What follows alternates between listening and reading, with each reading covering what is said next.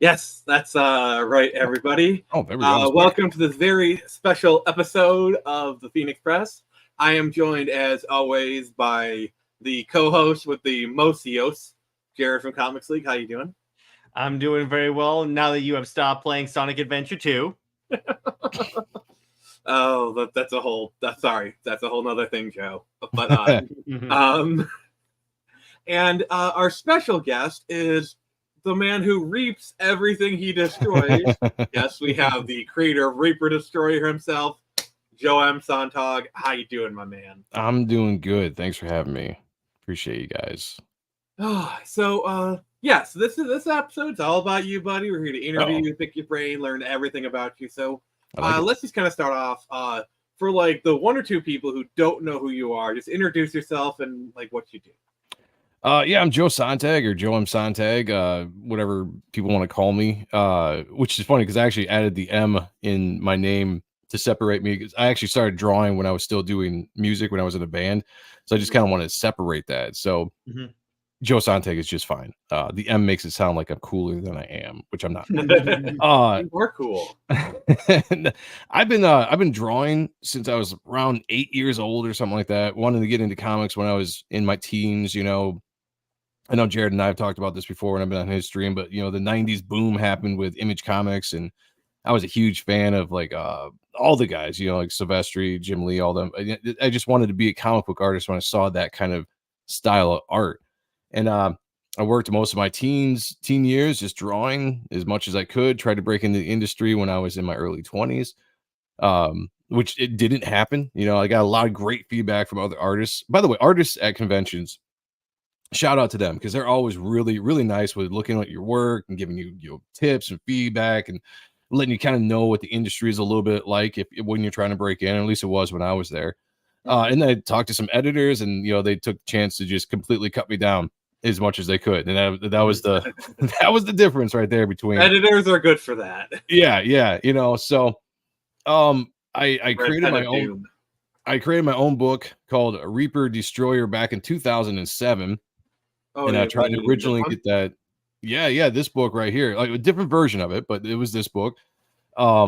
Tried to get that picked up. That nobody was interested in that, and one thing led to another, and I ended up getting into music for a number of years, which was music and comics, music and art. That's kind of like my two major loves, and I got a chance to kind of dabble in both of them now. So I spent 10 years doing that. 2 years, 10 years doing the whole music thing, which was fantastic. I got to tour across the country, met a lot of rock stars. I was in heavy metal, so heavy metal rock stars and everything. All right, I gotta ask this question. Yeah.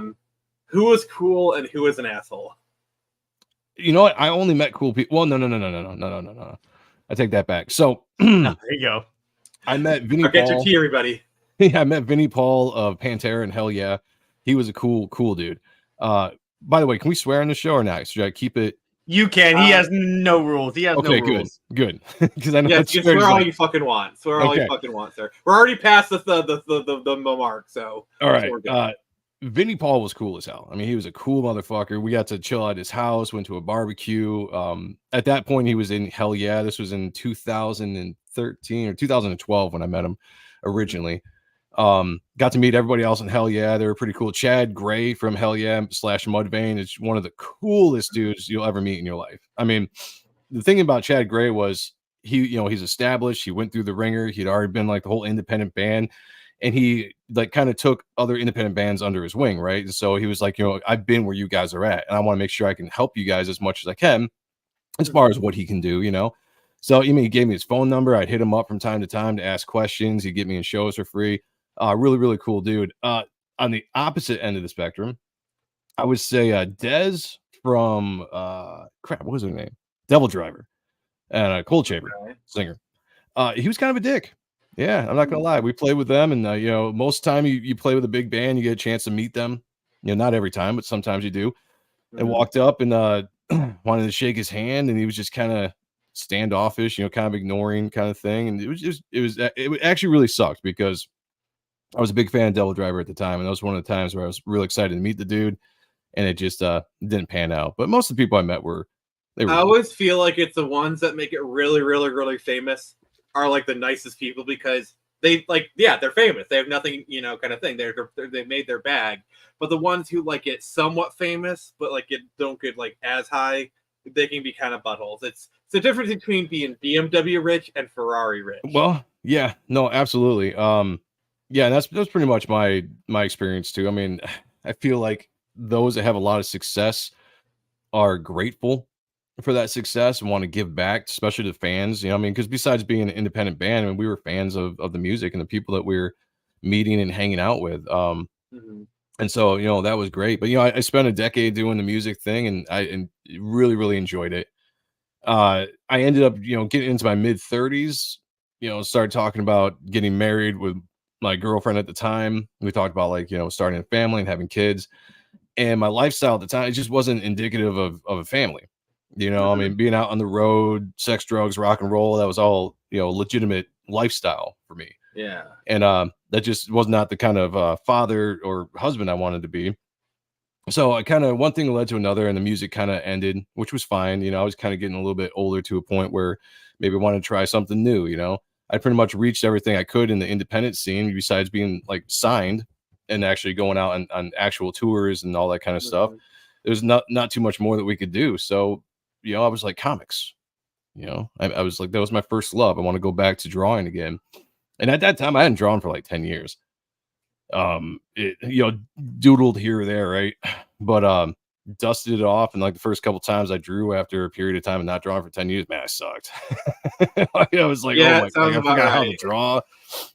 Sounds about right. Yeah, it was pretty bad, you know, but I kept at it because I was like, you know, I'm a very passionate person. You know, when I have goals in mind, you know, I don't let a lot of things hold me back. You know, we'll work through stuff.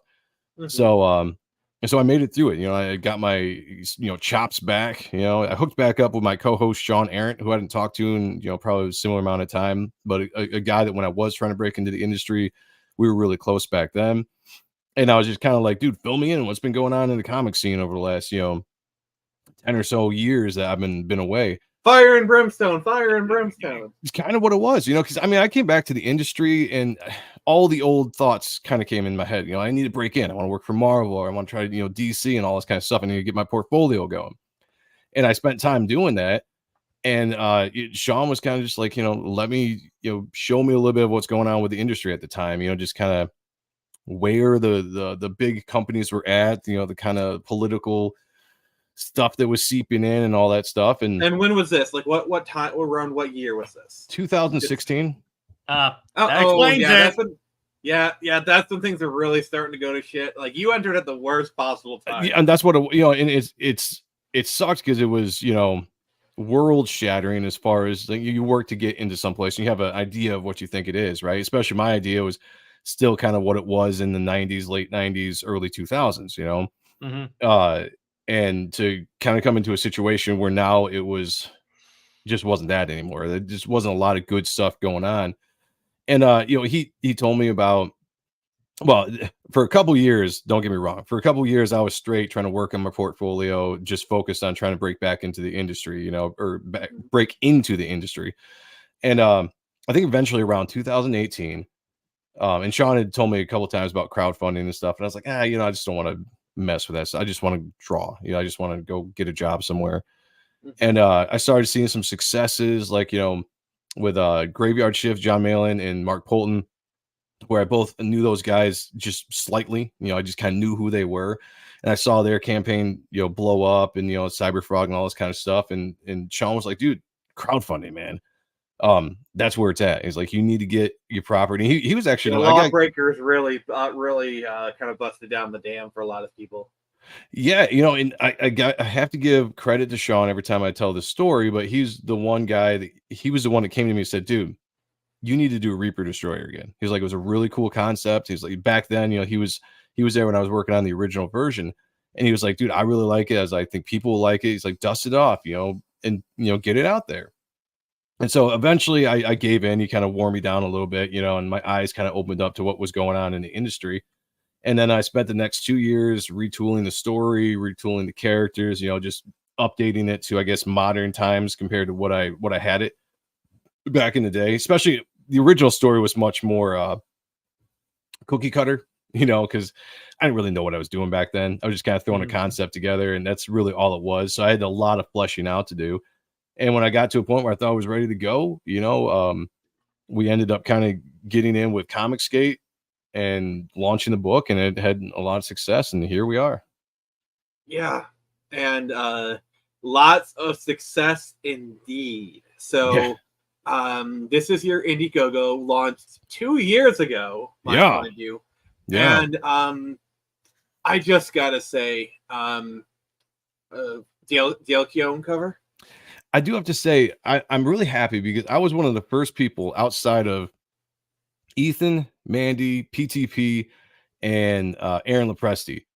Outside of those people, I was the first person to get a Dale Keown cover. So at the time, I was very, braggadocious about that fact. It was one of the early covers he did when he was coming back to the scene. And, Dale was one of my favorite artists. He's right up there with Mark Silvestri, who is my favorite artist, And so to get a chance to talk to him, hook up with him, get to know him a little bit, the fact that he was interested in doing a cover for me because I showed him the character. He's like, "Oh, dude, that's right up my wheelhouse. I would love to do something." And I had this concept because he was really busy. And I was like, dude, instead of doing like this, this giant, whatever cover action scene, I was like, why don't we do an homage to Pit #1, which is one of my favorite comics of all time, and it's you just had him homage himself. Exactly. I was like, dude, and this was my idea. So Pit #1 was my favorite comic of all times, still is. Obviously Dale drew it, created it, inked it, all that kind of stuff. But one of my favorite colorists in the 90s, Joe Chiodo, is the one that colored it. And then Chance Wolf did all the lettering. He created that iconic splatter logo that Pit has.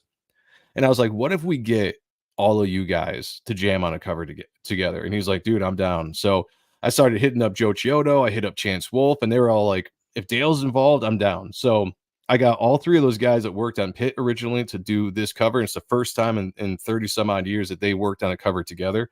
And I hold that right to be like, that's my book. The first time they all got back together again is on my book. So it's a special cover to me. I will say this guy definitely looks like a Mark Silvestri, Mike Turner-esque character right there. Oh, absolutely. And my influences are very much Top Cow-ish. I say that in the best possible way, by the way. Oh, absolutely. Yeah. I mean, that was one of my favorite studios growing up.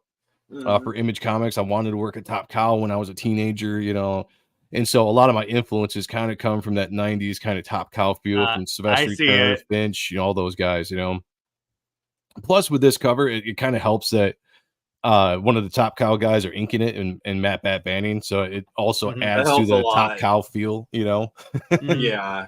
I mean, you're among friends here because me and Jared, we are both big Top Cow fanatics. I myself am a God, that is so like signed by Silvestri. Signed by Silvestri. Suck it, Nick. Oh, I hate you. I'm gonna have to do a stealth mission and come in there and steal it. So yeah, I have a trident right here. Come and get it, sir. Dude, I met Silvestri in 2022 in a Chicago Fan Expo, and I got a remark on a poster. So I mean, it's just a little sketch, but he drew a darkness face. I got to watch him draw it, and it was like one of the best experiences of my life. Just to watch my favorite artist just do a doodle, do a sketch. I was just blown away. So amazing talents. Oh, nice. Thank you, Dennis Kelly. I really appreciate it. Yes. So, by the way, guys, if you're watching this on my channel, this is streaming over on Phoenix Press's channel. So if you get a chance, go over there and sub to their channel. Hit the like button. I'm just kind of restreaming it to my channel if you guys are watching this over there. Thank you, sir. Thank you. I really appreciate that. Yep. Hey, Black Reaper Kai. Hey, Dennis. I guess I'm going to take this opportunity to kind of shout out some people like Wolf and Bear. How you doing? Charles Reeve. Hail. Let's see here. Here in the Steadfast. Hail the chat. Hail. Matthew. Thank you. And then Chauncey Blakely. Yo. All right. And then Joe's kind of doing that. Yeah, that's the link, guys. If you're over in my chat, and you're seeing, actually, maybe I should just drop it in my chat. I might drop it in the wrong chat. I'm trying to get people, if you're in my chat, to come over here and hit the like button. So let me find it real quick. Yeah. So if you made it this far, please, make sure to hit that like, comment, whatever. But and tell Nick about how old he is. See, like, I'm trying to be better because, like, in the past, I interrupted the guest too much. We were like, let them speak, let them speak. So, like, when you're talking, I just shut the fuck up and just let you talk. It's like, that's the thing. So, I do have. Oh, thank you, Dennis. I appreciate that. So, I guess we just gotta ask, like, the obvious question: Reaper Destroyer. What was your inspiration for this character? Like, is he like, was he inspired by any characters? Inspired by any concepts? Like, what was the genesis of this guy?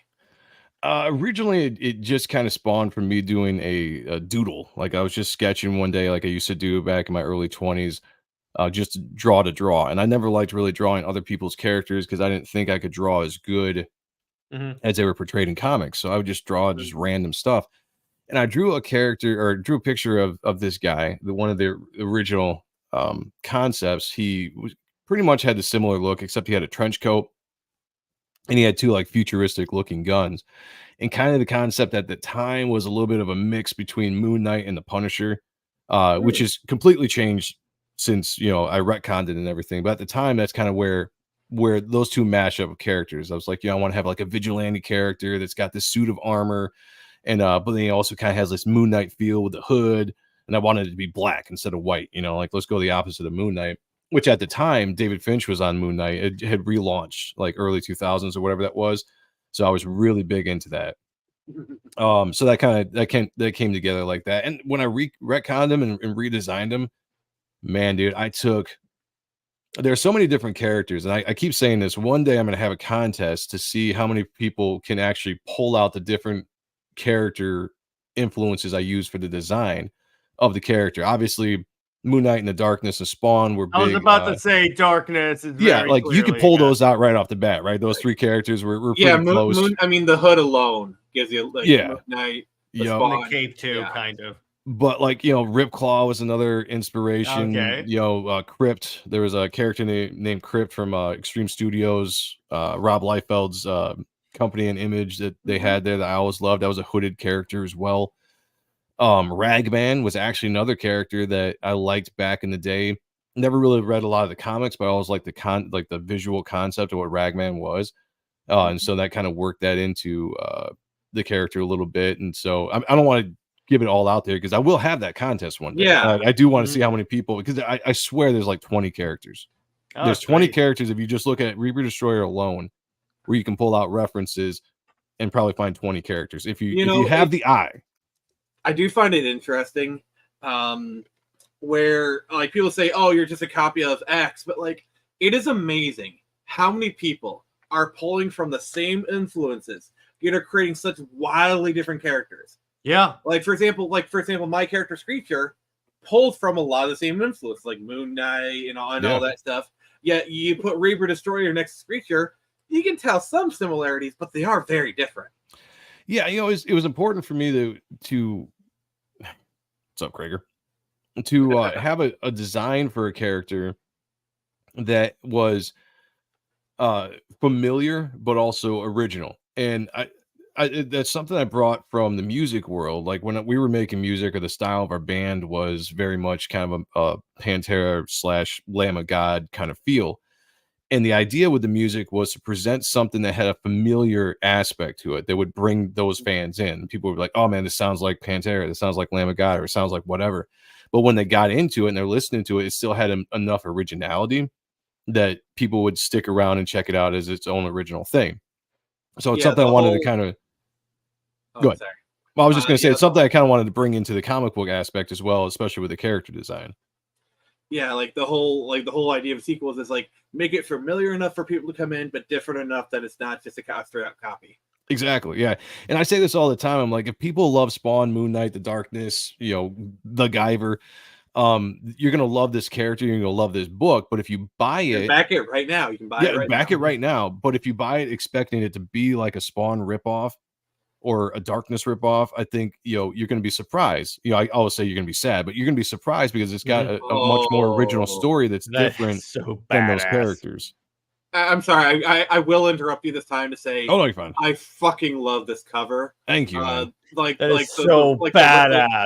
Yeah, it's just the reds and the blacks, and like I love how Reaper is like somewhat kind of dark, but like he's clear, like you highlighted enough. Like this is a master class in art. I just thank you. I appreciate that. Dave Kemp, I work with his brother Dan, or I work with Dave Kemp doing the color. I mix them up all the time. Sorry guys, sorry Kemps. Dan Kemp did the colors for that and knocked it out of the park. Dave Kemp, his brother, is the one that does the colors for the book for me. They both worked in the industry for 25, 30 years. They worked on Spawn, Green Lantern, like all those kind of big books, you know, veterans in the industry that brought a very professional, you know, frosting to the actual book. You know, they gave it that final professional look with the colors. So shout out to those guys. Yeah. Oh, hell yeah.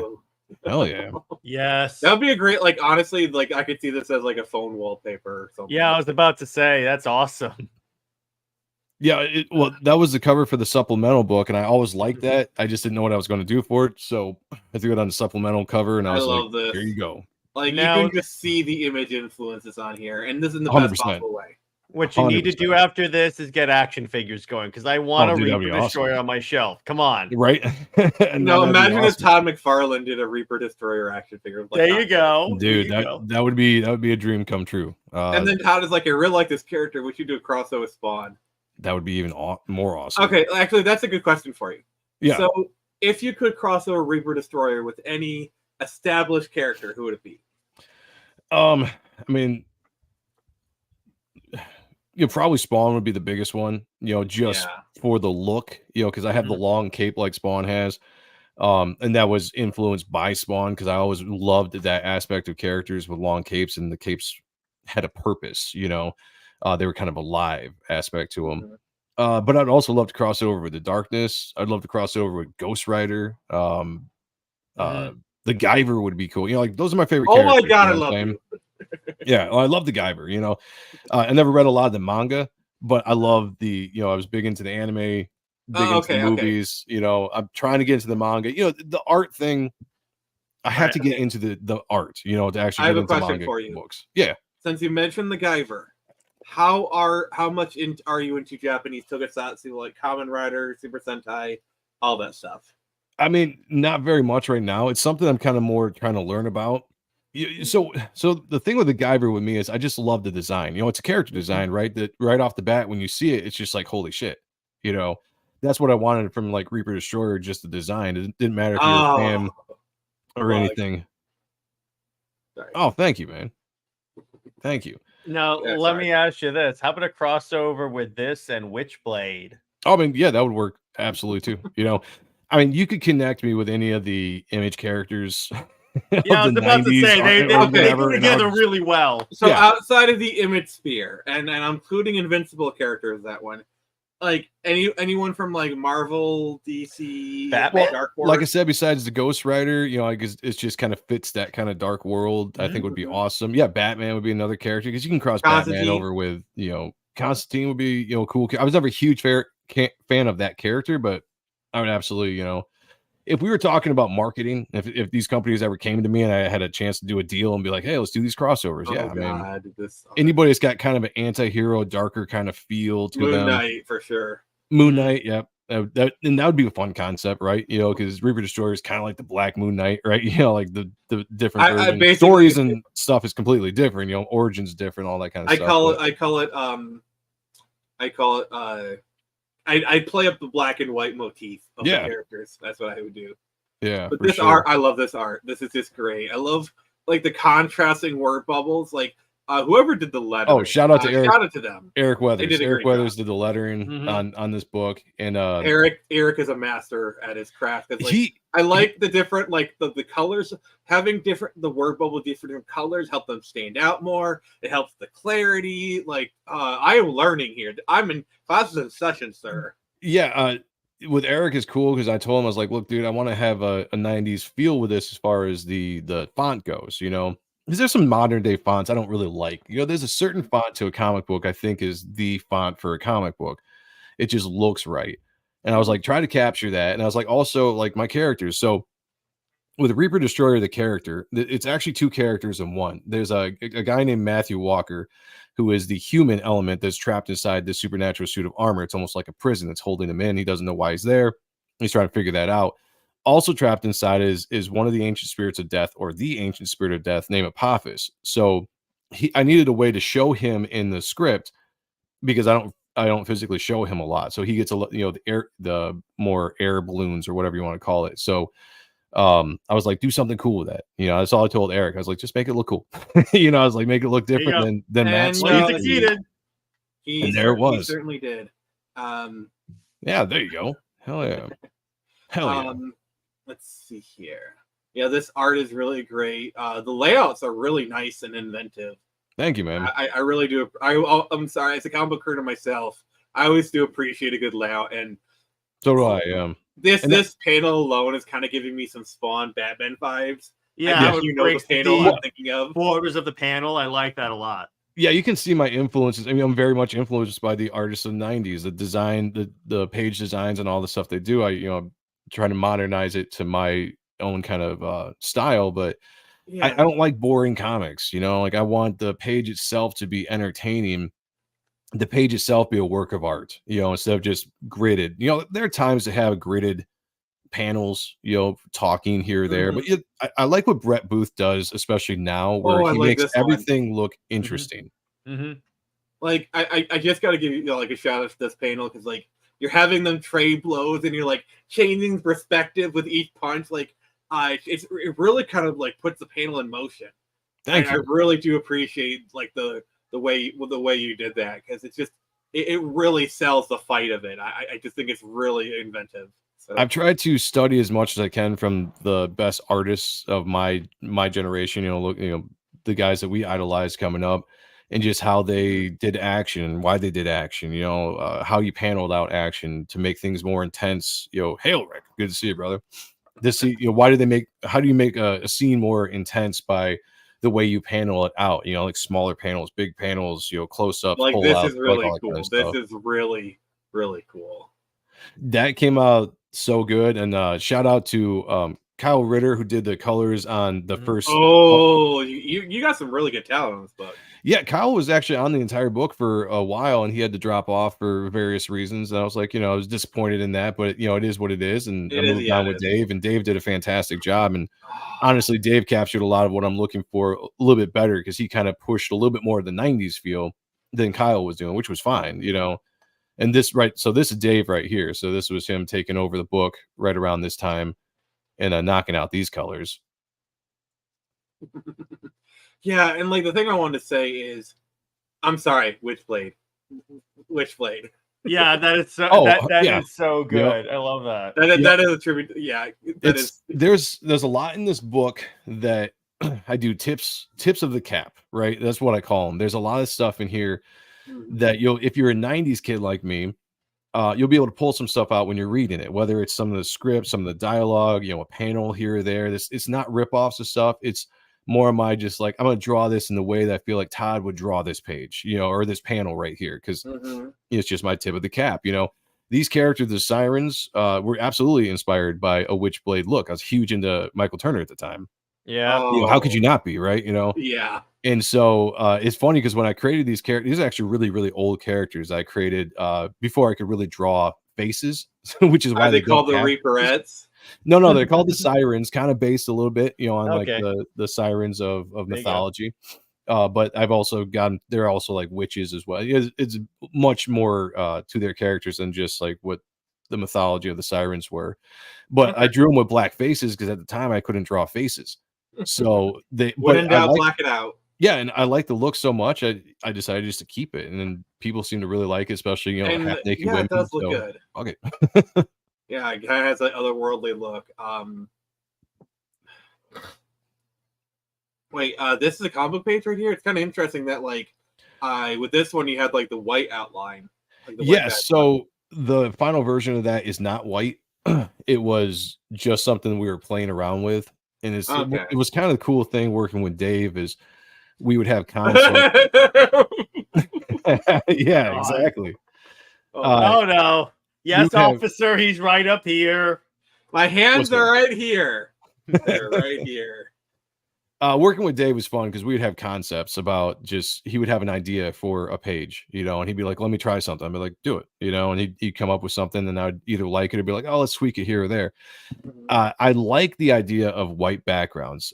If anybody watches my channel and look at comics, I've said it a bunch of times. I like white negative space, but when we started to look at the book as a whole, and I just looked at this page, I was like, it doesn't look right with the white background. So in the actual book, when you guys see it, it's got a colored background and it flows a lot better with the scene. But this, I put up this page a while ago just to have new pages and stuff, on the page for people to check out.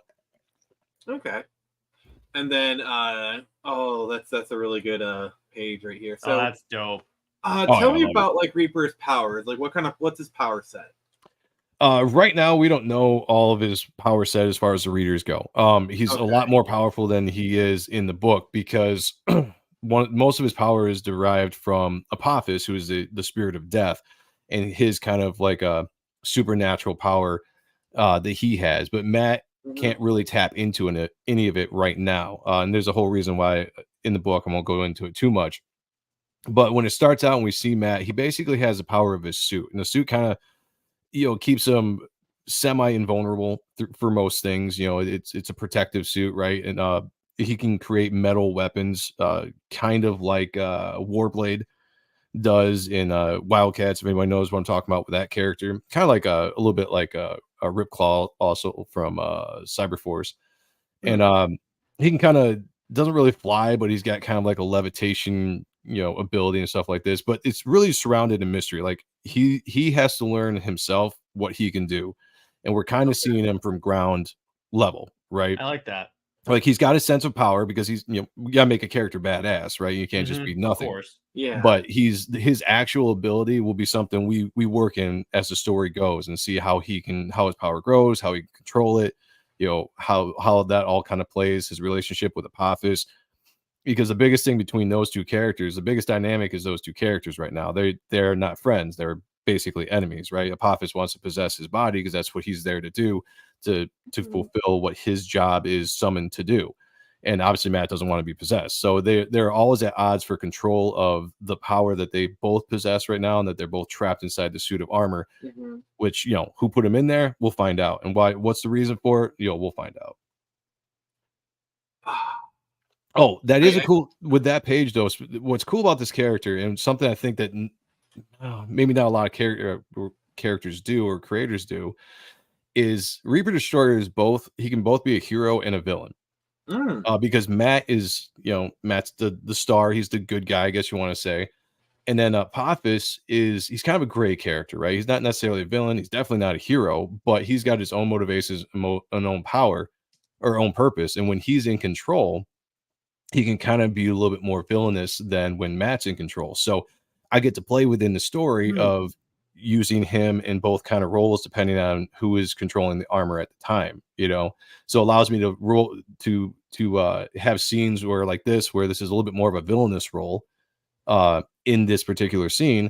I'll just give it away to everybody. Like Apophis is kind of controlling the scene. He's controlling the armor. So I get to draw him a little bit more as a villain. And you're going to see how I draw the character when Apophis is in control, more villainous looking, more the blacked out face, more the glowing eyes. I like it. You know what I'm saying? I love the blacked out face, by the way, and all these characters, like with the sirens. It definitely has that. It has that 90s feel, my brother. Hell yeah. Yeah, and the thing I want to say is yes, I know you keep talking about doing the 90s stuff, but it feels modern. It doesn't feel dated. Right.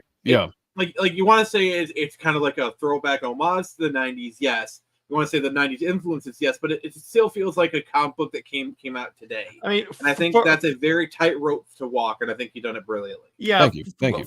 For lack of a better term, I know it's like a buzzword whenever they say this, but you've done the proper way of updating for the modern audience. Oh, yeah. I said in a better way than the other writers are doing right now, Nick. Yeah, not being an old man. That is the goal. Capture the feel and aesthetic of what made the 90s so cool, and then bring it into more modern day, hopefully better storytelling, than a lot of the 90s books, even though I enjoyed them all, but just have that aesthetic look, and then modern day storytelling, and hopefully I can grab a bunch of people. Oh yeah, so what you're looking at now is the supplemental book. The first 2 pages that you saw examples of were by an artist named Oliver Isabedra, who I hired to do one of the stories in the supplemental book. It was the first time I got a chance to just write and somebody else draw, which was interesting. I actually enjoyed it. Just seeing how somebody else came up with my story. It's completely different than I would have done it, but it was very, very cool. And then this is the second story that's in the supplemental, written by Kayla Thornton or Adrian, whatever she goes by. She uses both the last names, but she's a co-host on my channel and my show Appreciating Comic Book Art live on Mondays. She's a hell of a writer. The muscle definition. Editor. Very good muscle definition. That's what I'm choosing to comment on. Is the exquisite muscle definition. Sure, Nick. Sure, Nick. We all know what you're paying attention to. So Fabio Samo, who is the artist on this story, I picked him up specifically because I was like, dude, you draw fantastic women, very sexy women. In this story, I need sexy women. So it's no actual nudity in this book. Just so you guys know, I just had to put the bars up so that Indiegogo wouldn't take it down. It's all tastefully covered up, right? It leaves a little to the imagination. Yeah, tastefully. Yeah, for boobies, educational purposes. So people can read the uncensored one for research purposes. Well, you could say, you could say I need this for my anatomy assignment. Yeah, and like I said again, there's no actual nudity, so it's like, her hair is covering up her tits in that scene, but it's just I've seen other campaigns be taken down for too sexy. And so it's too sexy, we got to take it down, right? And so I'm just like, I don't want to leave anything to a chance, so I'm gonna throw stuff up there. I even left a note on the top, said no nudity, so they can't mess with the campaign, which they haven't. One of the campaigns that didn't get shadow banned when all the campaigns were being shadow banned, so I was very thankful of that. You avoided that nuclear bomb. We need nudity for a modern audience. We do. The funny thing is there's so much there's so many books now that lean right on the nudity, lean on bringing that in, like that aspect. Sex sells. Sex definitely sells. I like the less is more. Leaves your imagination, right? Like, giving it all away doesn't make sense to me, because you see it once and it's just like, all right, well, I saw her tits in this comic. If they pop up again in the next comic, it's not as exciting. It loses the effect. Exactly. Right? And it's like, for me, I'm more influenced by like late 90s, early 2000s comics when things were a bit more like writer focused. And so like I like having attractive women, but with more realistic proportions, shall we say? Well, the other thing, I'm sorry. No, go ahead. Go ahead. It's the other thing is like, I don't know if you guys remember this, you were tracking this, but like a couple of years ago there was a controversy with DC, so they did this Black Label line, which is supposed to be more mature comic book. Right. So they're already telling you that, and then they have a shadowy look at Batman's penis, and the internet explodes. The Batwang. Yeah. Okay, you want to talk about like the stupidest controversy ever? Is when Batman gave something to Catwoman. Let's just say he dined on her the other Catwoman. Everyone lost their minds. Batman does not give. He does like it's like they're trying to portray Batman as like this Giga Chad. It's like, come on, you like please. Well, the other thing is like it's kind of funny. They had a side view of Wonder Woman's boob in a Frank Miller book when she was breastfeeding her kid, and apparently that was okay.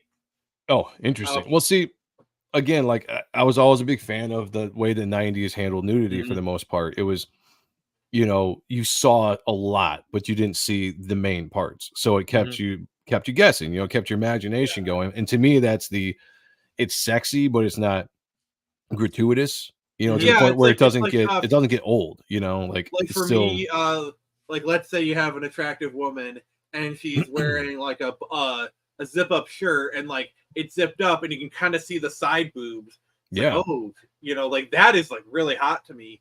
But just bearing it all out, like okay, those are a nice set of boobs, but and here's another thing too, and people might disagree with me on this, but I actually think it's hard to draw good-looking bare breasts in comics because either the colorists make the nipples too pronounced or too different color. It just looks odd. Like it doesn't look as good as you think it should look, at least to me. Plus, like boobs are so wild. Like anyone who's actually seen more than one set of boobs knows that like they're all very different. Yeah, right. You know? Like sometimes I can't believe we're having this conversation. Here we go. Oh God. You can do it. This is what's gonna get us demonetized. I'm not demonetized, but like the placement of the nipple sometimes it's like at the very end, sometimes it's up here a little bit, but like boobs are like they're so very different, and I think that's kind of the problem is there's no one size fits all solution. I've seen a lot of boobs in my lifetime. I definitely have. Well, I've seen a lot I was saying I've seen a lot of different kinds, and they're all great. I'll just say. Yes, we all love boobs around here. Heidi Detective. Anyone coming into the stream now is gonna walk into. We love boobs. We love boobs. Mark it. Clip it. Put that as the chapter in the live stream with the time code. But overall, I just draw sexy, keep the imagination going. There you go. I'm all about sexy characters. Keep the imagination. That's what I want. Yeah, you gotta leave something to the imagination because exactly. There might come a time when you do bear all, but like that should be a big event. When the big event happens every week, it doesn't become a big event anymore. A curtain opens. Dun, dun, dun, dun, dun, Here they are. Yeah, I was gonna say, indie comics is cool because you can really do whatever you want. There's no comics code. So, I mean, if you ever decided to want to bear all, and then you could have a scene where it actually happens, and then it's actually a shocker, right? It actually surprises the audience instead of being like, "Oh, I've seen tits in every single book you've drawn," but like maybe it happened. I probably won't do it just because it's not, to me. I like the less is more approach. Yeah, again, like imagination is way better than visual, in my opinion. Like how many times back in the day has there been like, holy crap, so and so bears their boobs in this movie, and it's like a big event because they're showing their honkers. Yeah. And an actual boob wearer comes in and says they're not all they're cracked up to be. Yes. Well, I mean, and I'll just say again, like I said, all shapes and sizes, I'm all down. Like I've seen a lot in my time, and everyone was exciting to see. Don't make me tap the sign. Yeah. It's just the female body is beautiful. The form of the female body is beautiful. So of course. Let's praise it. And actually what's kind of funny is you could take the entire 90s era of comics as like a tribute to the female form, because how many iconic really like Witchblade? Yeah. Witchblade, Fathom, there's so many like they had straight up books that were just swimsuit things. Oh, dude, I love the swimsuit issues. I love those. I haven't seen those. Shout out to the Diaz bros for doing their CG vacation, which was basically their ode to the 90s swimsuits, and I got a pin up in there of one of my characters, Chaos, but it was a great idea, Oh, Lady Death. Oh, Lady Death. Hell yeah. No wonder Thanos simp. I mean, I know it's a different character, but like, no wonder Thanos simp for her. Right. Yeah. I get you. But no, I mean, like sex sells, right? So awesome. Attractive people, not only women but men. I mean, that's what comics are. It's a fantasy, right? The characters, they're bigger than life superheroes. The men are all ripped up, or ripped to shreds. The women, sexy as hell.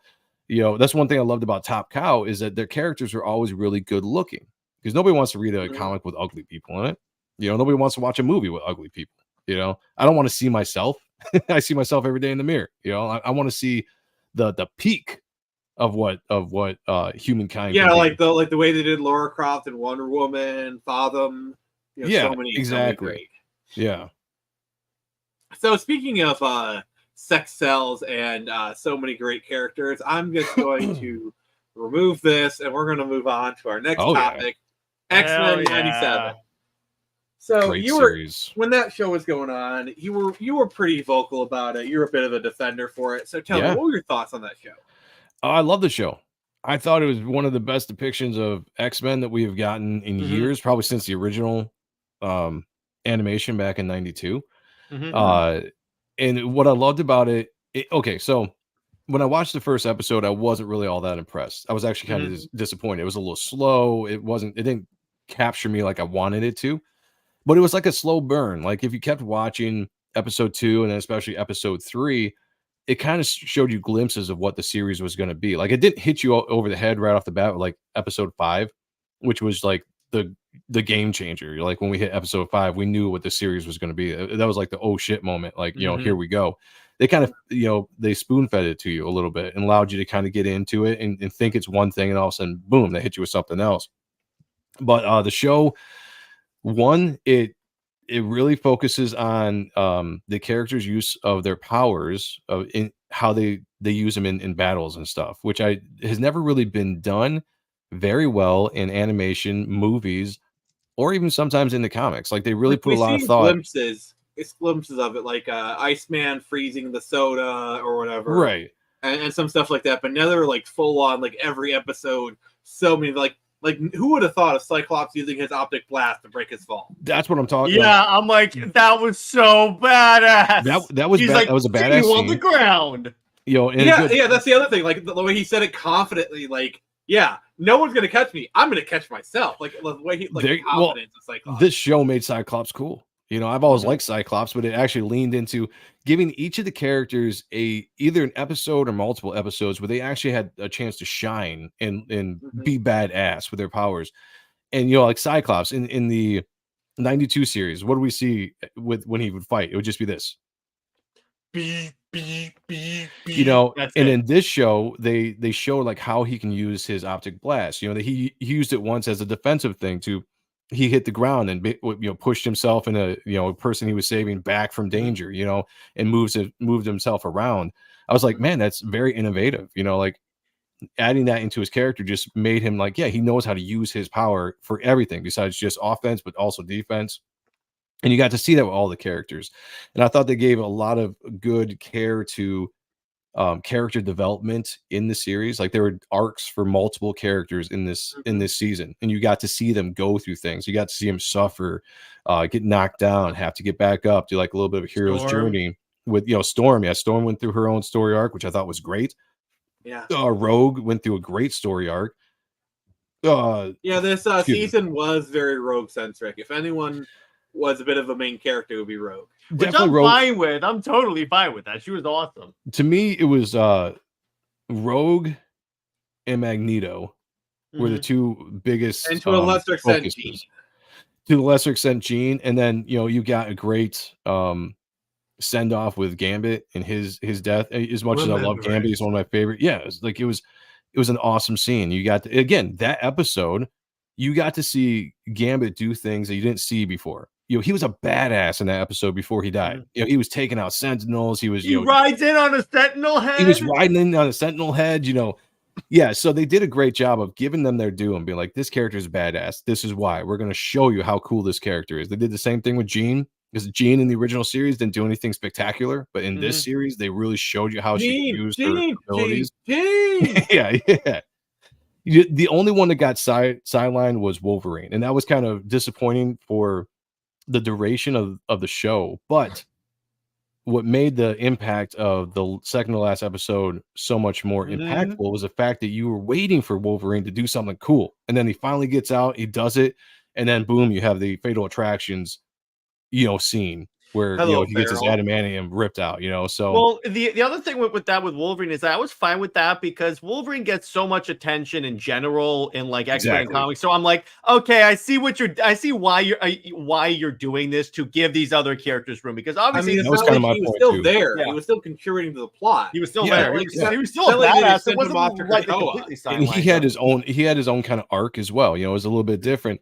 But I was the same way. I was like, we've seen Wolverine. I love Wolverine. I love the character, but he's been the main thing of the movies for the last 20 years, comics and all that kind of stuff. Yeah, put him to the background, let some of the other characters step up and have time to shine, because the X-Men aren't just Wolverine.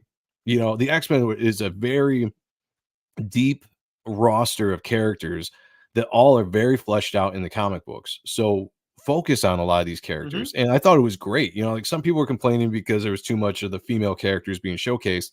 That's X-Men. No, I was gonna say I get what they're saying, but yeah, to me it's also X-Men. It's always been and to add to that, like, yeah, there's a lot of really good X-Men characters.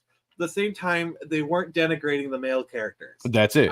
Yeah, That's for example, Gambit was sexy. Like all the guys were sexy here. Like showing Gambit in the crop top, like, and he got a badass send off that as soon it's one of those moments where I was like, oh my gosh, when he grabs the sentinel thing, goes, remember, and he's about to make the entire thing explode, and I'm like, he could do that? Such a great scene. Such a great scene. The worst thing they could have done is impale him. I thought it was funny that I saw some pushback on some of the stuff that Gambit wore in the series with like crop top. That's what people were wearing back then, though. It's 97, and that's what I said too. I remember. I lived through that. I was there too. Go back and look at Jim Lee, Gambit when he's out of costume in the early '90s, and that's what he looked like. That's how they depicted him. So, can you confirm or deny if you ever wore a crop top like that in the '90s? If I did, hell no.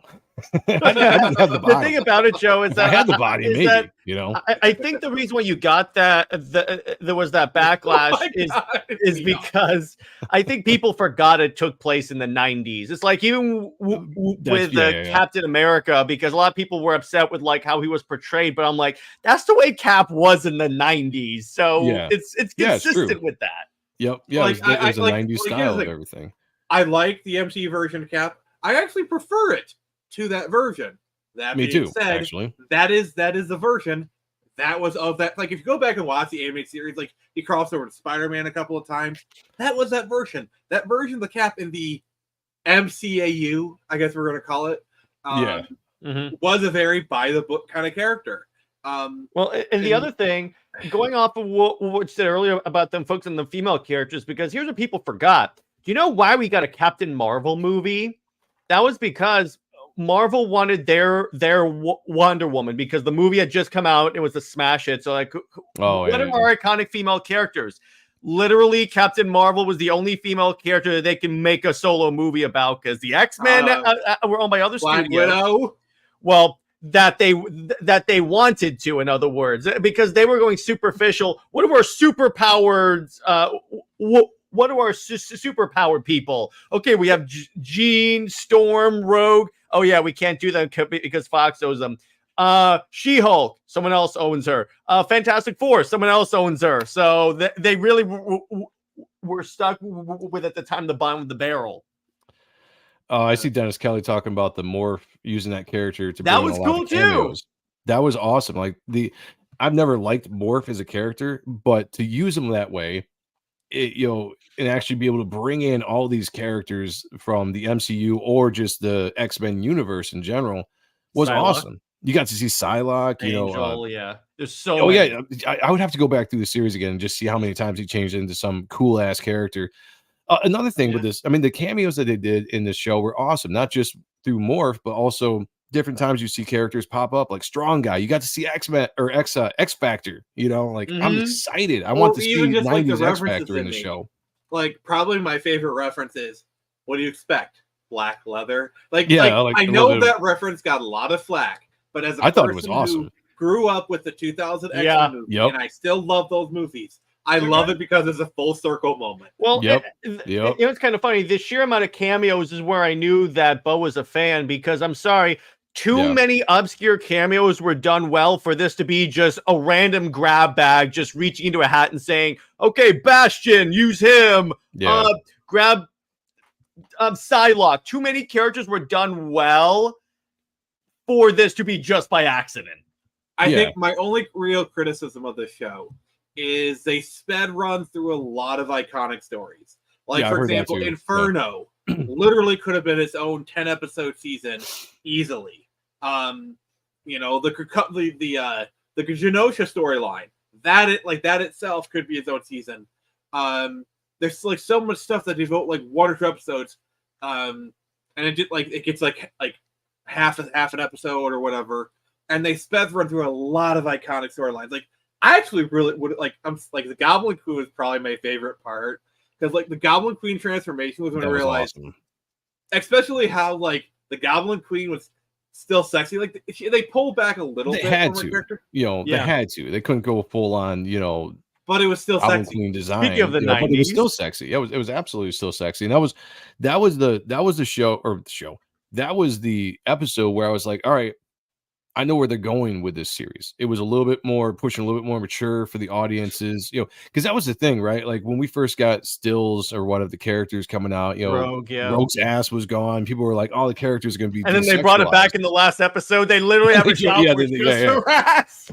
I love that. I love how like everyone just. She even pushes it against the camera, so I'm like, I see what you're doing.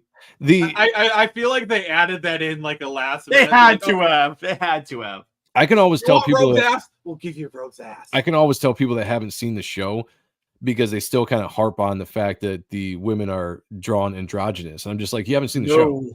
The women are definitely drawn sexy. They didn't pull back with the whole like, where's her organs kind of thing or too big of boobs here or whatever. Like the Goblin Queen was sexy as hell. Like her transformation, her attitude, her language. Yeah, it was a very sexy transformation. Rogue I thought was great throughout the entire show. But yeah. It was a blink in your miss it moment, but they had her in the Savage Land outfit. Yes. I'm sorry. The minute I see that, the minute I saw that, I was like, "Yep, those people can go pound sand," because they brought back literally the sexiest Rogue outfit. Well, it's also the fact they put him in like the classic outfits. Like I like seeing Jean in her Marvel Girl outfit and actually kicking butt. Wolverine in the brown. I was like, that was great to see. I was very in Storm in her classic black costume too. I thought was fantastic.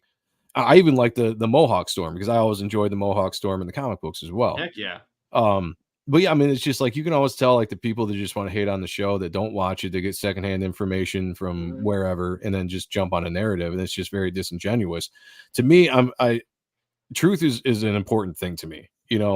Let's just not lie about something because it fits a narrative or you want to push a subject matter. Like if something's good, it's good. Let's call it out for being good. Let's not just rock with the whole culture war narrative where everything is bad and we have to bash everything because of whatever. Like you almost cross the line when you do that to the other side. Like the very people you hate, the very people you call out for doing the same thing to you and to the things that you liked and ruining stuff, you're doing the same thing back. Exactly. And to me, it's disingenuous. It doesn't help your cause to sit there and be like, "Oh, this is bad. Oh, this is woke. This is so bad because of this." They call everything woke, so I'm just like, Jared, I hear hunger awaits you. So I gotta run, Joe. It was a pleasure. You too, brother. Good talking to you again. Let's hang on again real soon. I look forward to Reaper Destroyer. Thank you, brother. Appreciate you. Thank you for backing. And Nick, keeping old. he loves pulling that lever, but yeah, X-Men 97. I really enjoyed it. There were some minor things, but in my opinion, the sum of its part is greater than the whole. Like there's some minor things I didn't enjoy. Like some of the animation was a little bit wonky, but when viewed in totality, I think it was better. It's kind of interesting because the animation was one of my issues right from the get-go. I didn't like some of the animation in the first couple episodes, but I feel like it got better as the series went on, and I almost wonder if they were like continually to work on it, especially when they got feedback, because there were some the scenes that absolutely needed to kick ass and impressed you. Like if you go watch the Gambit scenes where Gambit dies, or some of the other scenes that were impactful, the animation is fantastic. Yeah. That scene where Magneto takes the UN council up to the atmosphere. Fantastic. Yeah, the action scenes were great. It was more the incidental scenes. Like I think everyone they shared that clip of like Jean and Storm talking about the baby. And the animation is legitimately terrible in that scene. But that's just what's seen. Yeah. Yeah, exactly. And so I don't know if they just sunk a lot of their animation budget into like the important scenes. I'm hoping that next season they'll have a bigger budget because the show was successful. I know the numbers, people always harp on the numbers that the views were down. And I think that's for a various amount of reasons. Disney, the app is a pay-for app. There's a lot of people I know that were openly saying that they were pirating the show. Like they were watching the show and they enjoyed it, but they weren't watching. Exactly. They weren't watching it on Disney. So the numbers are going to be fudged, right? And so the people that don't like the show are trying to hold that up as an L. I think when they eventually release this on physical media, what Disney does do with their stuff, they still do it. Oh, when they eventually release on physical media, I think the numbers for that will be very interesting. I think so too. And I just hope people give it a chance because I think it's legitimately one of the best things we've gotten from Marvel / Disney in years, you know, since Infinity War. Endgame was good, don't get me wrong, but Infinity War was the pinnacle. Better. I mean, Infinity War was amazing. Infinity War was Thanos' movie. He was the protagonist of that movie. Yeah, and they haven't got back to that level of excitement or or just reach since Infinity War. And I think this is legitimately the best thing they've made since Infinity War. I think a lot of it is just general Disney hate, like anything that comes from Disney. Oh, for sure. Yeah. Like, remember when Andor came out? Like Andor is legitimately a good series, but because people are so fed up with Star Wars and so fed up with Disney, a lot of people still haven't watched it. Like, you can say Andor is good to them. Andor is really good. They're like, oh, it's Disney. Frick that. Fuck that. You know. Yeah. And I don't blame them. I don't. I don't blame because there's a lot of issues there. You know, like thank you, Dennis. There's a part of me. I just like what I like. You know, and I'll always like what I like. I don't get influenced by other people. I don't make my opinions based on a YouTube personality here or there, or YouTube shows or groups of people. In fact, there's a lot of people that I stopped listening to because I would be into them. I'd be like, oh yeah, you know, you're doing reviews on these shows. You're talking about how woke it is. And I agree with you. And then I'd watch something and I'd be like, you know, my understanding of what woke is doesn't really count here, but you are still going on about how woke the show is and how garbage it is. And I started kind of pulling away from people because I was like, I don't agree with you anymore. And I'm starting to kind of see that all you're doing to me is a grift, because you're going to come in here and bitch about every single thing that Marvel or Disney or DC or anybody puts out. And you're going to look at any little thing that can be taken as woke and blow it up to this big thing. Now, some cases they were absolutely correct. You know, don't get me wrong. There is some garbage stuff out there. Don't get me wrong. But when there's something good, stand up and say it's good. It's all right. You know, you don't have to worry about taking an L. This is why I follow the critical drinker, is because he's negative about a lot of stuff, but he's not afraid to say when he likes something. And I'm going to say it straight up. I was against Andor, but when I watched the live stream where he said, oh yeah, Andor is good, I gave it a chance because of him. Because I know that he's not afraid to say he likes something. He'll go against the trend of like, oh, it's trash, I hate something. Wait, no, this thing was good, legitimately good. He'll say it. And I appreciate that. And I'm with you on a lot of that. Because like I just kind of do my own thing nowadays. I associate with people I like. I'm not really a part of any movement or whatever, except being Express Go. But it's like, just, I don't know. I don't like the whole dogmatic think that a lot of people do with groups, you know, and I'm part of Comicsgate and everything. So that's fine. But there's a lot of dogmatic stuff out there. People just automatically listen to somebody else, and I can tell that it changes their opinion, and they start spouting off those people's talking points and all this kind of stuff. And it's almost like you're almost a little bit afraid to say the unpopular thing. So if your group think is that this or that is bad, it's woke, and you actually liked it, a lot of people just keep silent. And I'm just like, fuck that. If you like, for example, I'm going to say I like Zack Snyder. A lot of people are against him. So do I. And if people legitimately don't like Zack Snyder, that's fine. I don't care. But like, it's kind of become factual to hate him. And you know, like a lot of people, I just, you know, I don't know. Like, I don't care. I don't care for Comicsgate, Iron Age. I don't care who the fuck you are. If you're cool, we're cool. Like, that's all that matters to me. I don't fucking care. We have all lost the ability to still disagree. Even the people that say that they can disagree with somebody and still be friends, I don't see it, because I see a lot of fighting on X, and I see a lot of fighting in people's chats and stuff because difference of opinions. And it takes. I was like, you fuckers are doing the same thing everybody else has done. You're complaining about the same thing that the mainstream gets you for, you know, like you don't like our stuff, so we're gonna bash you. Like, it just takes communication with both parties. Like, I have trans friends that are very liberal, but we have like a few things that we're like in common, and we both like each other as people. So we just gotta have this agreement. Hey, let's not talk about politics, and and it's fine. We're still great friends. They say stuff that I vehemently disagree with, but when we get in the DM, we just talk normal. It's not that hard. And you know, like when it comes to movies and stuff, it's no longer like, you know, I could be like, hey, I really liked X-Men 97, and then somebody is going to come in the comments be like, X-Men 97 blows because it's woke Disney shit and I'll never support it. And I'm just like, okay, that's fair enough. You know, like, I'm not going to argue with you about it. Like, that's like, if that's cool. Your reason for not liking it, it's fine. I don't care. Whatever reason you want to not like something. Where I draw the line is when you say other people can't like something because you don't like that's it. What it is. That's where I draw the line. Yep. If you don't like X-Men 97 because you think it's woke, whatever. You can say, Wolverine's not his costume too much. It's the worst thing ever. Like, okay, that's whatever. But when you say, I don't like it, so thus you're not allowed to like it, which that's what it is. That's a left-leaning tactic, and I'm starting to see it on that's the right what it is. more. That pisses me the. We got Corey Barton. Hell, brother. Yeah, sorry, but no, a lot of left-leaning aspects to arguments and the way that they deal with the masses, I see utilized amongst supposedly conservative or right-leaning people. And it's like I'm like, again, like I said, stand for the truth. What's the truth of the matter? Don't get sucked into what the tactics are and use them against everybody. Because I dipped out when it came to worrying about what people thought, when it's just like, you have to be about this cause, because if you're not about the cause, then you're part of the problem. I'm like, no, fuck that. Like that's not how it works. You can't really shame hard. People into doing something or following, and that's what it is, and that's a left tactic. And if I were to say what the biggest problem with the indie comics is, and this is also a problem with mainstream comics, but it's getting to be a really big problem in indie comics, is tribalism. It's like you have tribes within tribes within tribes. Like, for sure. It's like, oh wait, I'm Comicsgate. Are you the right kind of Comicsgate?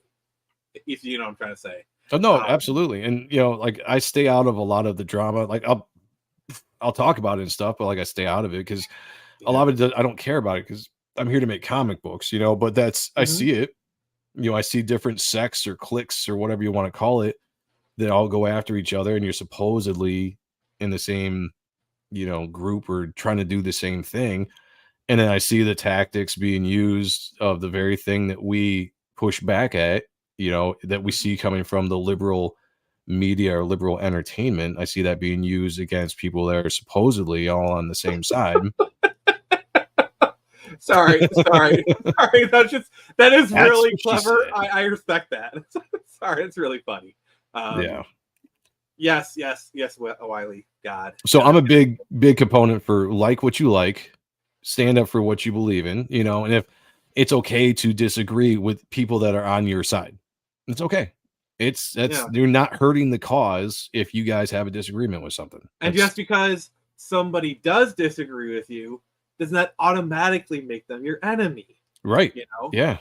I wish more people would think like that. I do believe the only way we can solve this issue is to communicate. That's why I'll talk to left-leaning people. If a left-leaning people wants to have a adult conversation about stuff, I'll have it all day long. Like a in good faith kind of like debate. We might not agree on a single thing, but as long as they're willing to come to the table, I'll give them the same courtesy. I'm always down to have really good conversations with people, even if we disagree. When it becomes emotional, and it's usually from the other person, because my life isn't like, it doesn't affect my life that much, so I don't get as emotionally involved with a lot of stuff. When it gets to that point in the conversation and some insults start flying, then I just start trolling people, because I'm like, now I just need to have fun, because this conversation is not going anywhere. So I'll just troll the shit out of people. It's always fun when it gets to that point where you realize, oh, they're not here for a conversation, so let's just have fun. Like those are always fun. I love it when people insult me on X in comments, because they think like it's going to affect me in some way, or it's going to hurt my feelings or whatever. I just laugh. I'm like, and legitimately sometimes I give them a like on the comment, and I'm like, laugh, like, dude, that made me laugh. That's funny. I know you're trying to insult me and hurt my feelings, but that was legitimately funny. Good for you. Good for you. The only thing that kind of like that bores me is generic comments. Like they'll go after my hair, my weight. It's like, I'm choosing to wear my hair this way. But if someone actually gives me like a legit good burn, like you said, like, okay, that's original insult.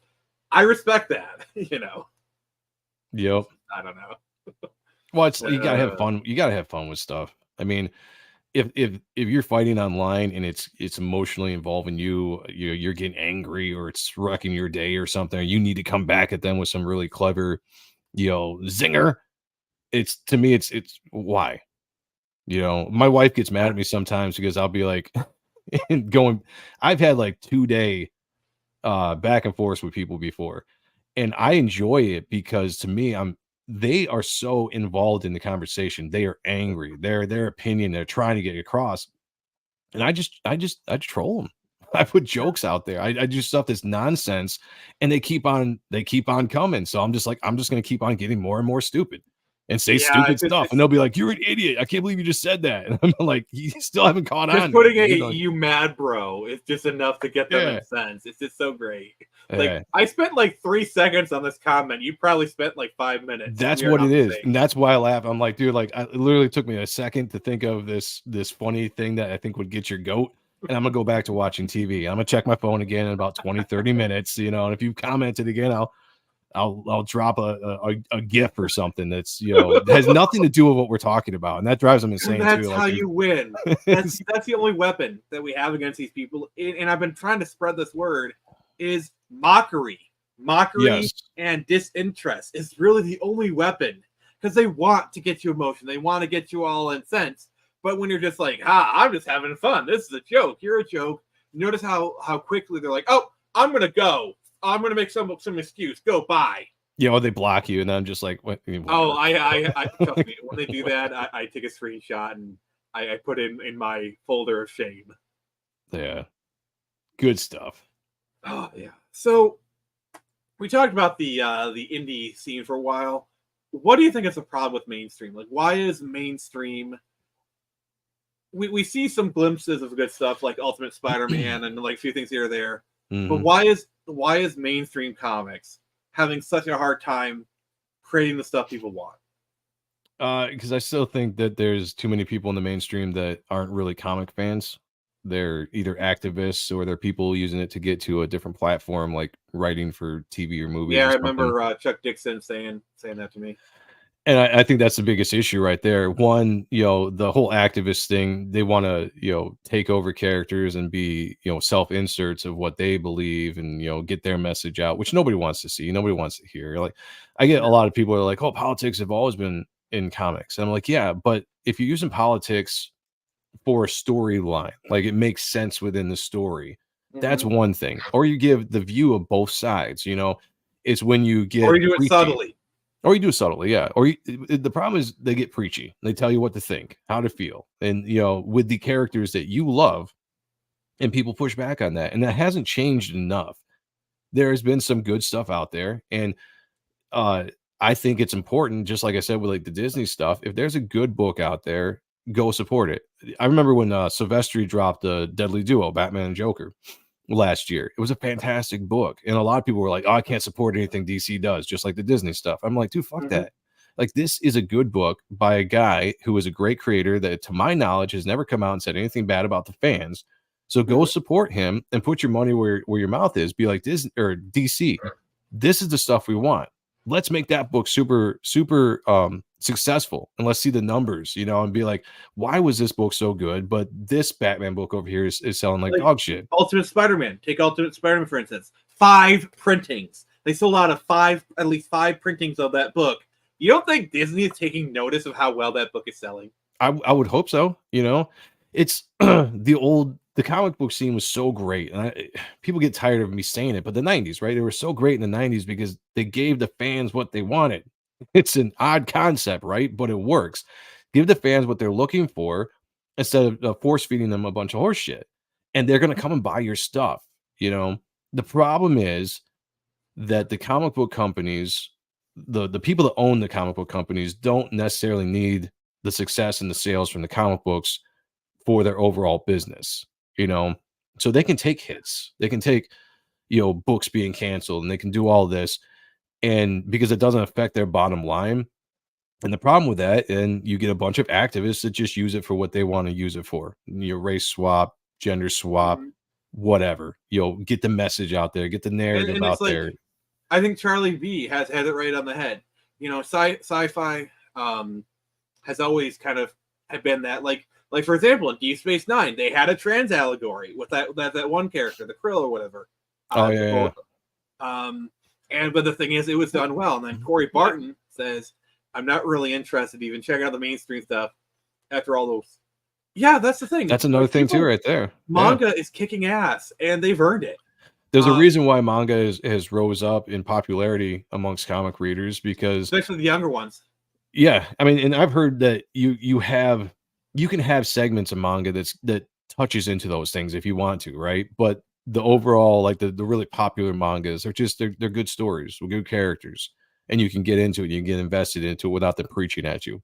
I don't care if there's a gay character in a comic book. I don't care, Yeah. if they do some of these things that are considered quote unquote woke, if it's not if it's good for the story, right? If it's a really, really good story that is still capturing you as a reader and not preaching to you, then I don't care what the character is. And I think that's the biggest thing.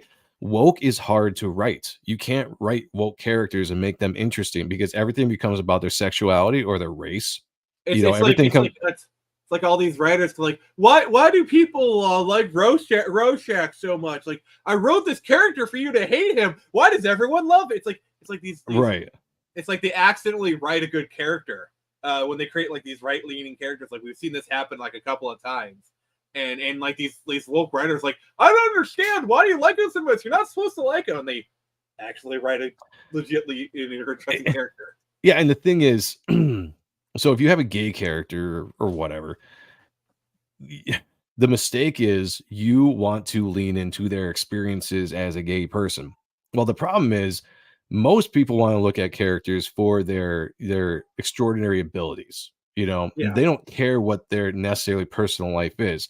So you don't want to have a story about the coming out or how they had people that were prejudiced against them or homophobic against them, how that affected them personally. I'm like, no, I want to see how you use your power to fight that big ass villain over there. At how least cool not can you until they be? actually care about the character. Because I think one of the things they did well in the 2000s is you had a lot of gay characters who, I just want to be like you guys. They were like, yeah, I'm gay, but like that's just a part of my personality. And people like, oh, okay, well, gay people are just like us. Okay, who cares? Well, and that really helped normalize things. And another thing too is they lean into the stereotypes, and that's just the worst thing of all. Gay is not a character trait. I think you need to learn that. Right? No, everything's a stereotype. Instead of just being like, okay, this character's gay. Okay, cool. What else, what do they do for the story? What's their purpose here? Are they heroic? Are they a bad guy? What are they here for? But like, oh no, they're just gay. That's who they are. To bring this back to that's X-Men 97, I think they handled that well with Morph. Yeah, Morph stuff was subtle. Some of the stuff was cringe. Like I did think that the shower scene, his fantasy shower scene was a cringe, and for supposedly being a kid's show, which I try to tell people like this is not a kid's show. Like this is a little bit more mature, teenagers to adult. Didn't need to be in there. It really didn't. I mean, the character, again, stereotypes. The one thing I didn't like about Morph, the advertisement is being non-binary, but the entire show they played him off as a gay character. That's not non-binary. He had a lisp. He had the stereotypical lisp and the way that he would talk, the way that he would joke. That's what they did. You see that with every like non-binary bisexual character is they just being gay, but they have an out. Like Jared says, it's like, they have this ripcord where they can just go back to the being straight and just whatever.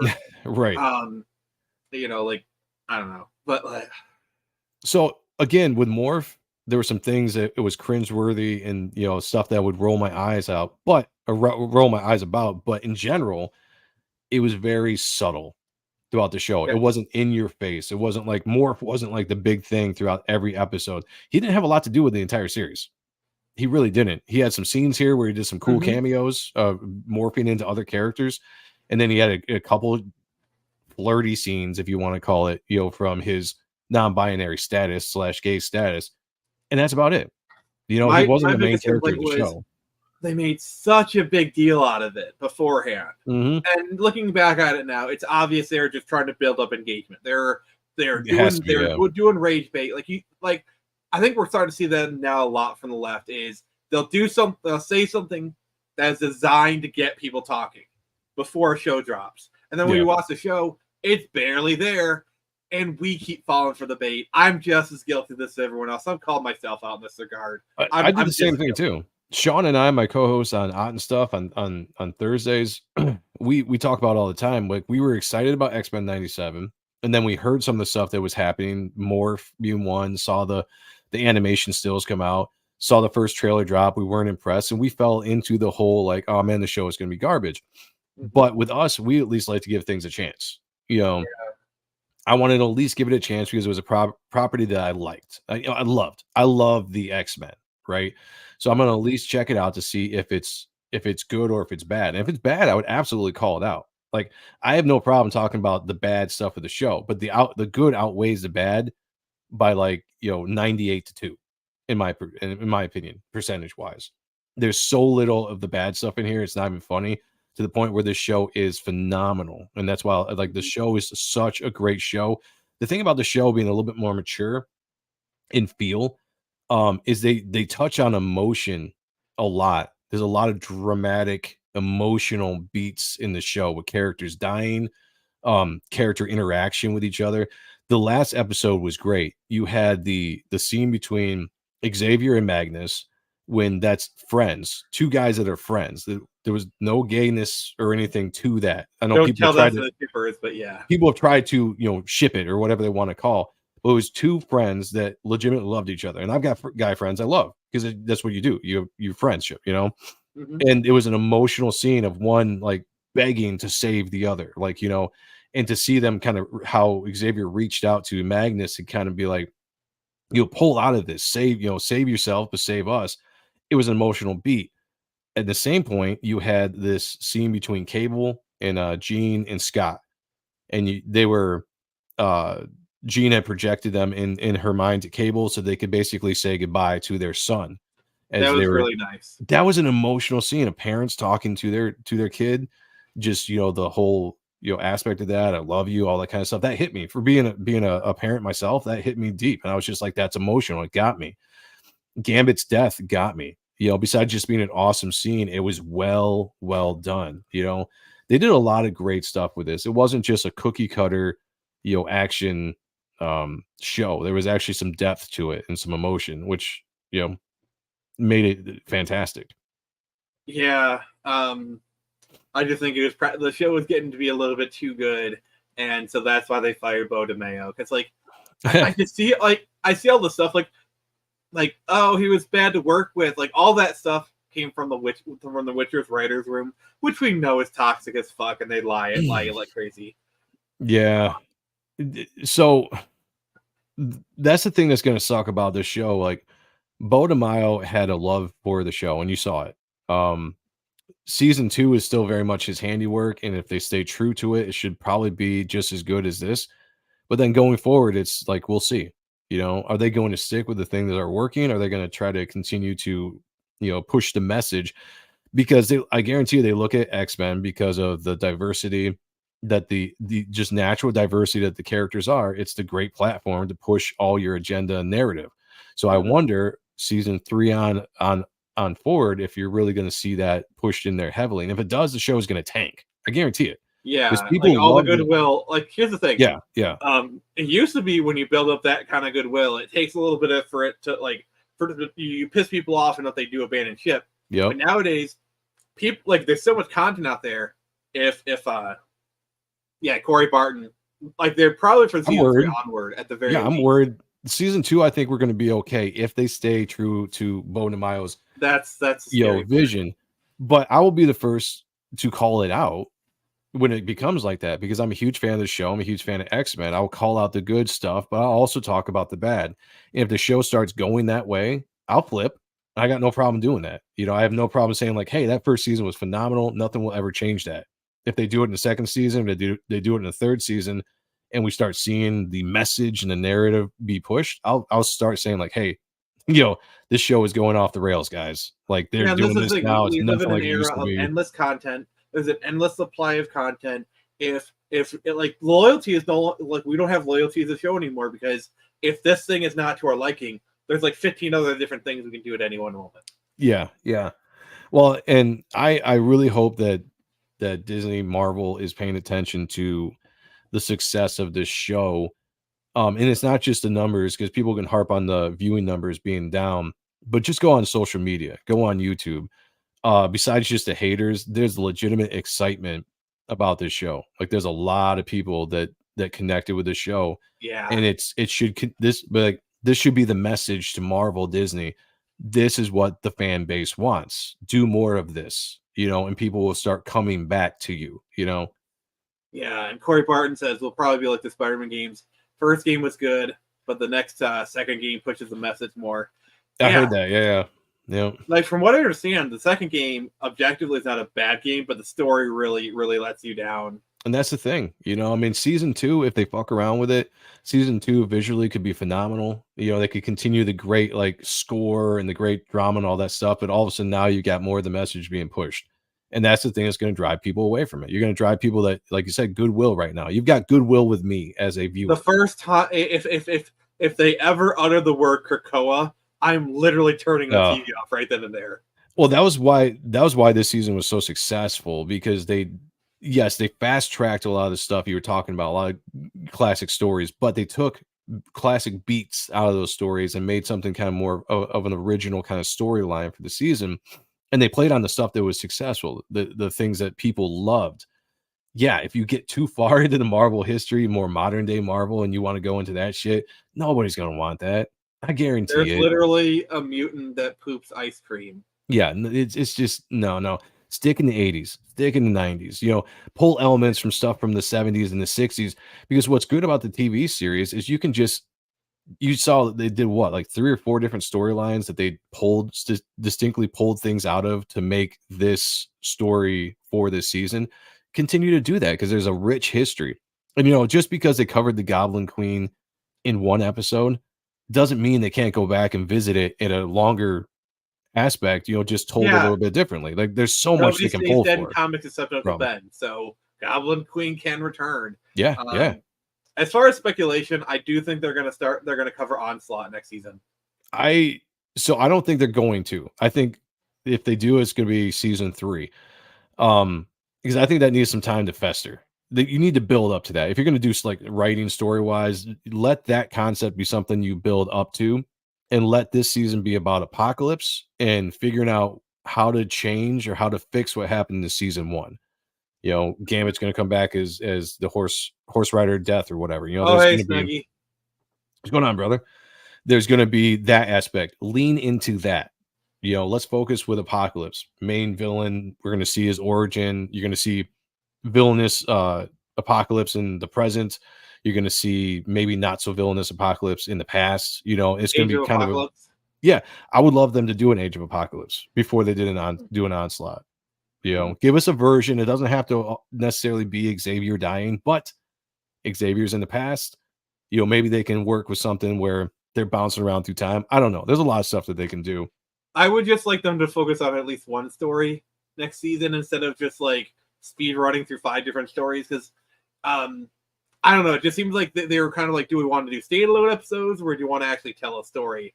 It seems like they want to tell a story. I want them to tell a story, and I don't mind if they're pulling stuff from a bunch of different. If they can put it together as well as they did this season, and I get what you're saying about the fast track through certain story arcs that they did, but the way they put it together as their own original story arc, I thought worked very, very well.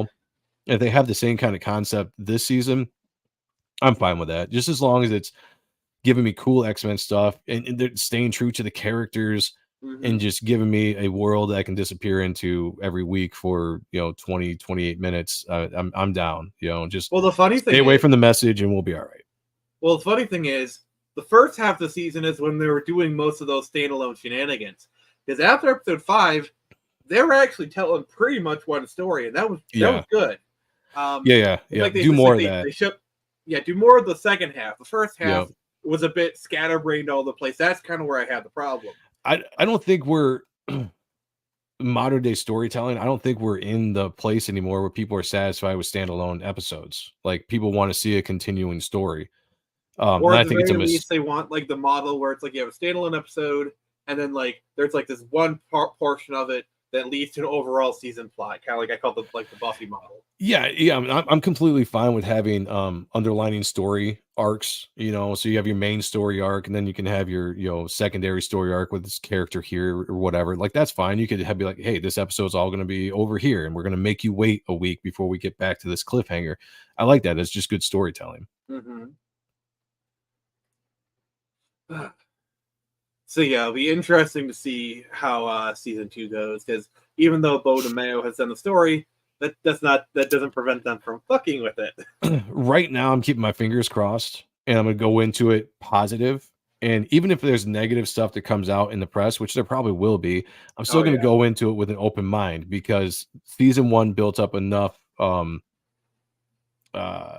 what's the word, equity, you know, whatever you want to call it, for me, that I will give it a chance. And if it's bad, I'll say it's bad. You know, I was the first one to jump out on episode 2 or whatever, and you know, bash the shower scene with Morph. I was just like, well, it took him 2 episodes to do this.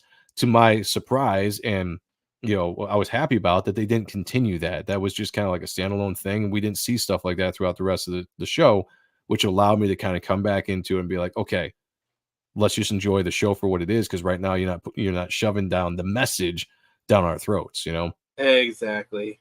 So as we wrap up here, I just wanted to say, anyone who has not grabbed Reaper Destroyer, oh, okay, you got some. That's cool. I love that guy. He's done some of my stuff. If you're not grabbed Reaper Destroyer yet, please consider doing so. How close are you to printing? Getting pretty damn close. I've got some proofreaders right now going over the book, so they can catch anything that me or my editor Mark didn't catch. And right now we're looking pretty good. I'm waiting for a couple more to get back to me after they've read it. And if all the notes are checked off and people are in agreement, we're going to give the sign off on the letters. The supplemental book is getting ready to be lettered right now, and then we're going to head to print after that. So we are damn close.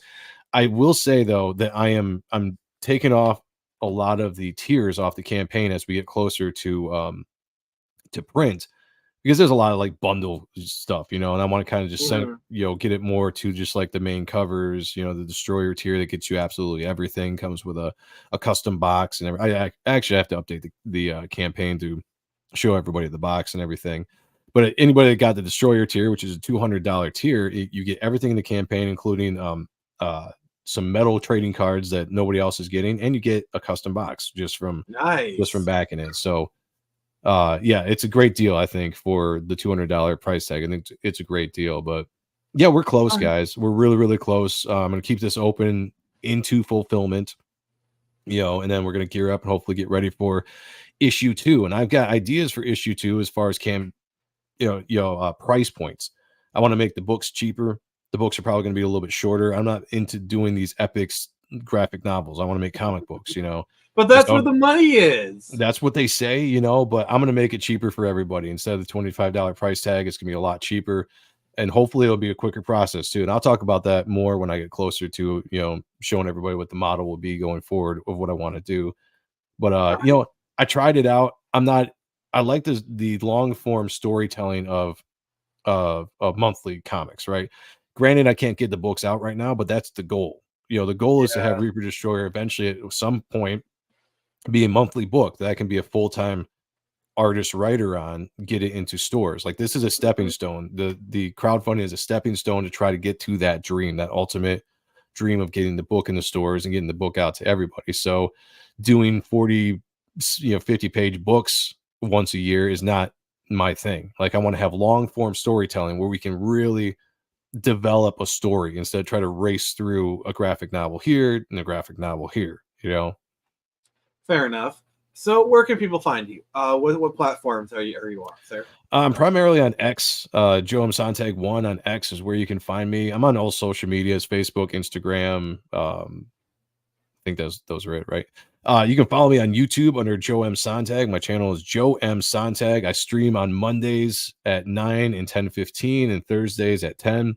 I've got some awesome shows. If you like comic book talk, comic book art, that's the place to be. We're usually drama free over there. We don't get sucked into all that BS, and we just want to focus on the cool things that we all love and nerd out about. So definitely check it out. Back Reaper Destroyer if you like it. Check it out. I really, I'm excited. We got to 1,200 backers. That blows my mind. I never thought that was going to happen. Product, people will buy it. So yeah, and again, I'm excited to get this book out. I'm excited to get feedback, see what people think of the story, because I have a big big ideas of where I want to go with this book story wise, and regardless, I'm going to do it. Even if everybody hates it, I'm still going to do it myself, no matter what. So, the book is going to be an ongoing story. That's what it is, and I'm going to be doing it as long as I can do it. And I hope everybody enjoys it. The backs, and I appreciate all the backers. I have a lot of love in my heart for all you guys. All right, thank you everyone for joining us. Thank you, Joe. Back Reaper Destroyer on Indiegogo. Back to our Samurai on Indiegogo. Can. And thank you. And this has been Nick from the Phoenix Press. And remember, I can only show you the door. You don't have to walk through it.